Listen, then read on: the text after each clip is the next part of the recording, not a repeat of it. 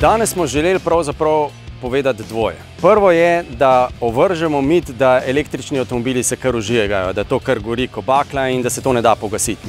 Moramo vedeti, da prvič so električni avtomobili zdaj na trgu že toliko časa, da se tudi tehnologija baterij spreminja. Da tisti ogenj v prvih baterijah je bil drugačen, kot je ogenj danes.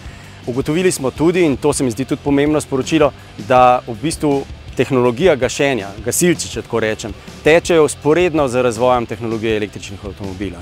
Se pravi, kakor se spreminja, to se spreminja tudi način gašenja. Drugo, z mojega zornega kota gledano, pa še bolj pomembno sporočilo pa je, da v bistvu lahko napovemo prihodnost. Pred natančno 120 leti so se ljudje takrat spraševali, a bo več avtomobilov na bencin, na elektriko, ali pa takrat so bili v igri tudi še na paro.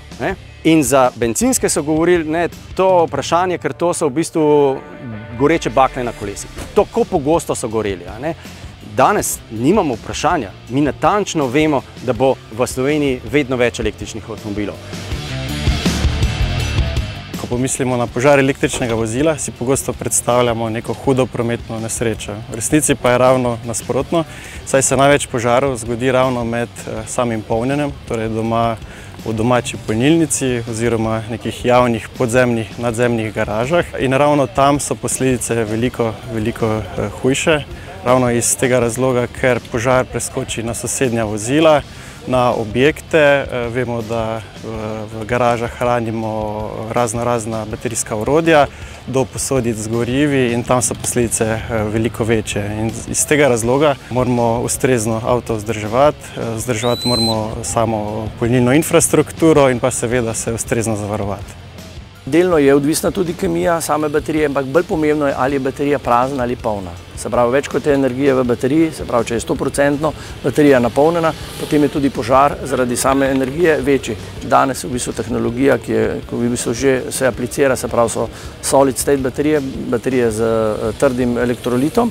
Te baterije ne gorijo in imajo skoraj, bo rekla, 100 let življenjske dobe. Mi še danes nimamo pravzaprav dobrih požarnih preizkusov sodobnih električnih vozil. Šele zdaj, bom rekel, nekako Evropska unija začenja prve projekte, kjer se bo kurilo nove avtomobile. In dokler nimamo tega testiranega v laboratorijih, z, bom rekel, podatki, z nekimi nadzorovanimi parametri, mi težko napovemo karkoli. In enako je pri predpisih. Pogosto doreče, torej, pa dajmo predpise zamenjati. Predpise je težko zamenjati, če nimaš neke tehtne osnove. In to je zdaj, bom rekel, nekako paralelno. Teče, ampak teče mogoče nekoliko počasneje, kot bi človek hotel imeti. Če pride do požara, je izredno problematično zaradi visokih temperatur izpuščanja plinov pogasiti tak požar. Naš edinstven vedi Bompet pa ima ta možnost endotermnega reakcije ohlajevanja in ker smo endotermno reakcijsko ohlajevanje naredili na bateriji, ni moglo priti do ponovnega vžiga. Tudi v primeru, ko je plin še izhajal, kot ste vi videli, je prišel zraven z gorivo za to, požar se je trenutno ustvaril, vendar, ker je bilo dovolj našega medija, ni bilo treba nič dodavati, je dejansko je naša tekočina delala svoje. Ta tekočina je na bazi vode, v kemikalije, ki se uporabljajo, so vse v prehranski industriji, je zelena in neoporečni proizvod. Razlika je pa glih v tem, da naša tekočina s tem, da gasi, tudi endotermno ohlaja goreče snovi, zaradi tega ne more priti, ker ni več izvora ognja, ne more priti več do pobega požara ali pa do. Kar smo želeli povedati in iz mojega zornega kota zelo pomembno sporočilo pa je, velika dodana vrednost električnega avtomobila za vsakega uporabnika in tako tudi Slovenca je, da ga bo lahko polnil doma. In ko razmišljate o tem, da bi kupili električni avto, ne pozabite na to, da preverite, kakšna je doma električna napeljava, kakšno polnilno mesto boste naredili, zato ker večina ljudi ima danes v Sloveniji hiše, ki so zelo primerne za vse tiste, ki razmišljajo o tem, da bi imeli električni avto, iz 70-ih, 80-ih let.